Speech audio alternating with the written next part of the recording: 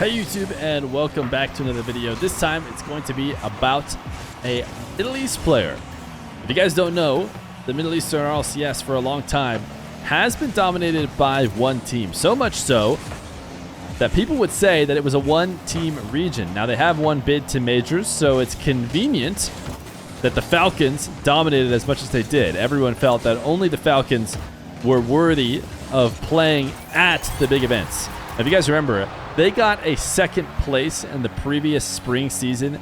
To me, any team that can get second place deserves to have the second best team in their region there. In fact, they made it to the winners finals, or they made it to the grand finals through uppers, which is just, it means they might be the best team or close to the best team in all of the world, which means you have to find out what the second team behind them can do. But even before that, that was all before they even added another team. But as you guys know, the team that this squad is playing against, Rule 1, including Rawas, Kalirs, and Mawson, I did not decide to highlight them because I actually think that they have gotten their due. Rawas, of course, has gotten their due in the 1v1 scene, so you guys as 1v1 fans will know. And even Kalirs has gotten a little bit of attention in the 1v1 scene for his dabbling. Their teammate Mawson is solid, but Rule 1 isn't lacking any coverage. So today is instead going to be about a player from Twisted Minds. Now, we mentioned before that everyone thought the region was a one-team region.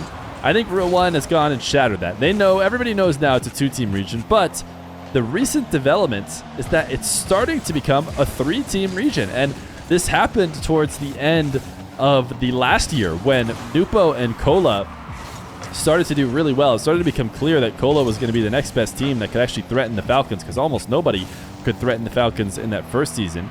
But unfortunately, Nupo ended up getting banned, so we never got to find out what he might do. If you guys remember, he was actually supposed to be on Rule 1 to make them even stronger going into this season. But the same kind of recipe is happening. The Falcons starting to waver a little bit. Falcons and Rule 1, as they have both taken losses recently to Twisted Minds. And now Twisted Minds, you might know some of these players. Senzo was actually on the original Sandrock Gaming, if you've been a MENA fan for a while. And Venom has actually been a top-tier player, as well as the player we're watching, which is SMW, if you haven't already figured that out. And Venom and SMW both dabble in ones. Senzo has as well. I think Senzo's been in show matches, but I'm not sure he's had tons of one success. But I actually have SMW and Venom both on my friends list. I have reached out to them to play 1v1s because they were high on the leaderboard. And while both of them liked the idea in theory, I've never been able to get them into a match just yet. At least I don't think. Venom, maybe. But SMW, I have not. So we are going to watch these guys in 3v3. It's their main mode anyways. Neither of them are primarily working on ones, and they are starting to give trouble to the top teams. So I just want to let you guys in so that you can later tell everybody, I knew about SMW, I knew about Twisted Minds, they were there all along. You guys are late. That's what you'll be telling everybody, especially once they added 4 MENA teams to future events. So today, as Senzo slams in a second goal, we are going to watch a bit from Twisted Minds' perspective. Now, the chances are we are going to be able to see them at Worlds. We're probably going to be able to see them at Worlds. Oh, actually, that might not be true. There's a chance we see them at Worlds. They need to finish top 3. They'll almost certainly finish top 3. This final regional is not over yet, but they'll most likely be top 3 in points, and then whoever ends up making it to the major needs to probably get a lot of points to get them at Worlds. So we might not see them at Worlds just because Falcons, didn't have that same kind of grand finals appearance that they had last season. I guess if they do that again, we will. But anyways, all that is a lot of words to say. We may or may not see Twisted Minds, but I think they're ready. If you guys remember at Worlds last year, the teams that were not the Falcons at Worlds did not do well. They only picked up wins against the expansion regions, the very expansion regions like APAC and SSA. But I believe Twisted Minds is a solid squad that could certainly do some damage. And I think as these teams get fed in more and more, even just 2 spots are added to majors, we will rate MENA as a region much higher than we otherwise do. Because I've talked about this, I think, in between show matches. I don't know if I've talked about it at length, but the biggest reason why everybody doesn't have faith in MENA, this was a great fake, by the way, live. Great slowdown of the pace to take the lead from SMW. But the reason why is because MENA only has one team. And oftentimes, a region's best team will flop. In fact, for a while, teams that were coming in as the 1 overall seed were not winning.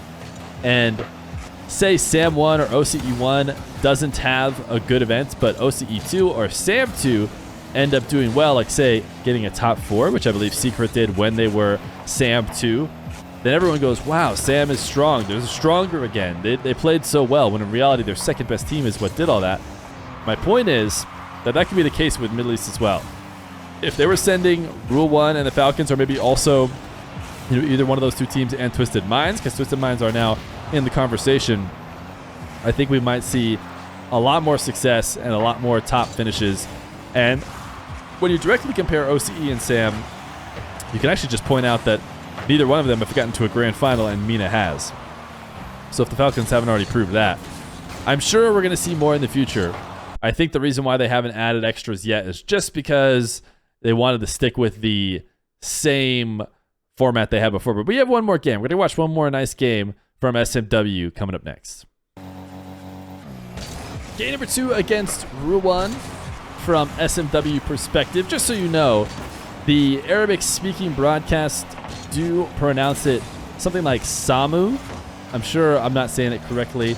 I've gotten used to saying SMW, so I'll probably at least say that for the continuation of this replay until I get my practice in on how to say it correctly. Now, Twisted Minds going down early, but that's because Rawas got himself a 1v1 situation, which certainly not a lot of people in the universe can handle. But let's watch what one of the best frontmen in MENA does in a match against one of the top teams in the region, which of course is Rule 1. Senzo's going to drop down the tying goal, but having watched against these guys, there's no doubt that SMW is the scariest player. Kickoff mistake. I actually think this was a DC. This was a DC, and I think they retract this goal. Yeah, you're going to see it retract.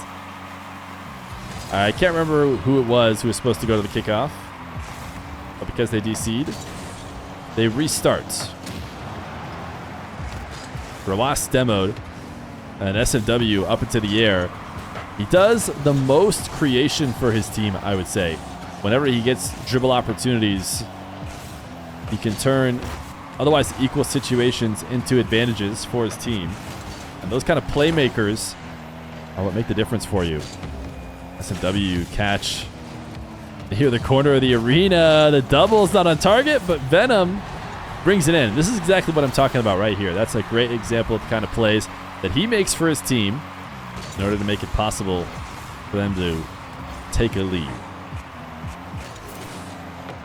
SMW very intentionally trying to bump Killiers there, as he recognizes he's not going to be able to get the boost steal, but he might as well throw a player off their line. Lots of space given to SMW. Notice no boom. I mean, you're going to see almost any RLCS player make that smart decision. You may feel like, since hook shots are so strong, the right decision is to just launch it. But if you're not getting pressured by the other team, no reason to give them possession, and especially considering the kind of talents that SMW does have when given space. Now, great backflip, 50. To keep this one out.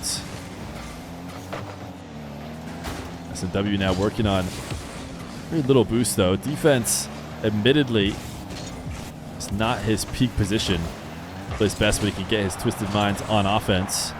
And you will see these top teams playing a lot of offense against everybody but each other.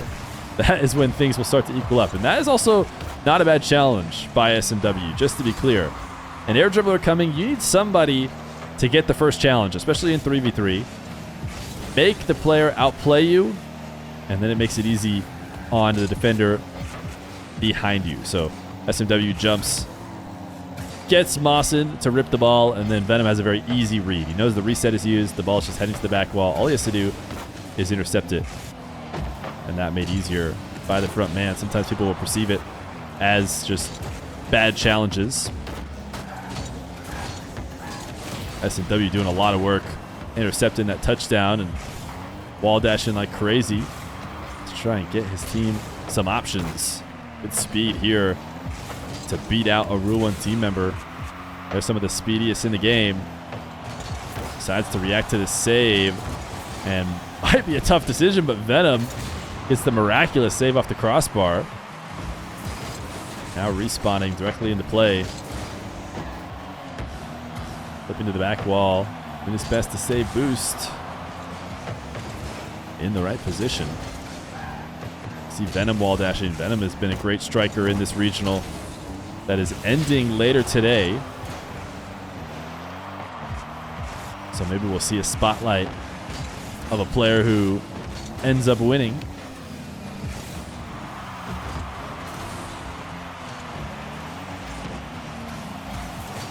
Ooh, slotted behind Venom. I think I remember watching this live. Venom tried to get all the way around this ball and catch it and carry it when he could have maybe side flipped to get, you know, a panic save. Sometimes those panic touches are necessary when it's either that or getting scored on. Great decision by SMW. Sets up that 50 very intentionally so he's underneath the ball. He's actually just in time for a booming clear back the other way, but make sure to get under the ball in order to clear it. Nice speed to beat out Rawas. 0 boost left over now. Somebody needs to put on a first challenge. Luckily for them, Boston ripped it too high. Otherwise, I don't think anybody on this team was going to have a chance. Kaliers didn't expect a miss, as he would have had an easy tap in. SMW back into the corner now.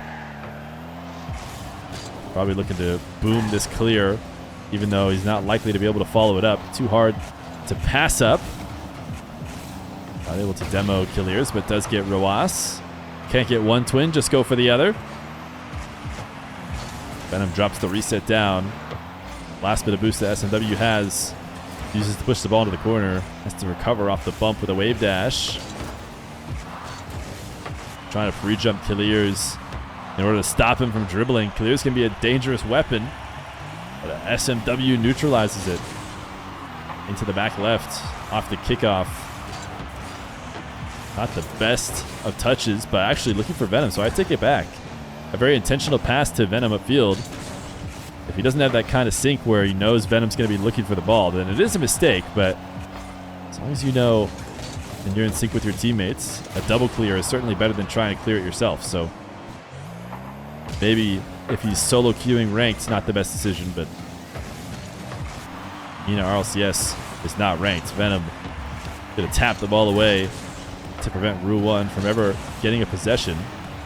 You see these ball cam toggles in order to dive through on defenders. No reason not to when stealing those back corner boosts. Kaliers pre-jump, not able to contact it. SMW stays patient and creates an opportunity for Venom to potentially finish. Fortunate for Ru1 that Venom wasn't able to, but just really smart decision making from SMW. Calm and collected, has the ability to create options when they aren't there, but maybe even more importantly, knows how to convert on the ones that are given to him. Demoed now. The camp on this boost, recognizes he can't. Rawas tries to bump him, and he is now available for the backboard clear to Venom. Actually on target, but Ru1 is going to be back and ready. Boston, big miss. Senzo will finish. So Venom and Senzo combining for the win here, but SMW, a couple nice plays. Specifically, we can go back and watch his nicest one. They're just playing well as a team. This is why I think it's good to know who Twisted Minds are before it's too late. It's always nice to be able to rub it in to your butt that you knew all about how well this team was going to play. But here is, I'll take off the overlay. Here is SMW's crowning jewel probably in this game.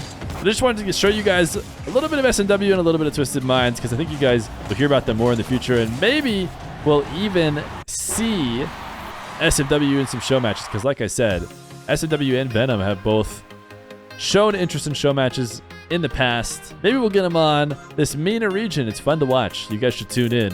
Hopefully, we'll see Rule 1, the major.